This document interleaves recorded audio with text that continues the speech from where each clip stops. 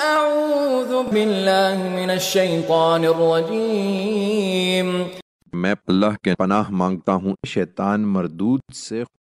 وَيَسْأَلُونَكَ عَنِ الْجِبَالِ فَقُلْ يَنسِفُهَا رَبِّي نَسْفًا۔ وہ تم سے پہاڑوں کے بارے میں پوچھتے ہیں کہ اس دن ان کا کیا بنے گا، تو کہو کہ میرا رب ان کو دھول بنا کر اڑا دے گا۔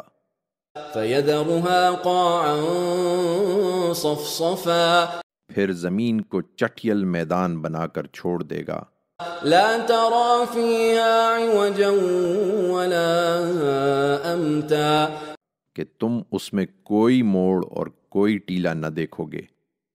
يومئذ يتبعون الداعي لا عوج له وخشعت الأصوات للرحمن فلا تسمع إلا همسا۔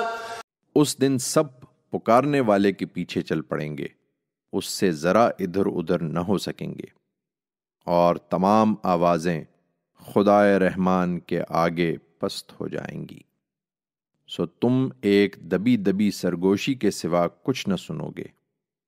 يومئذ لا تنفع الشفاعة إلا من أذن له الرحمن ورضي له قولا۔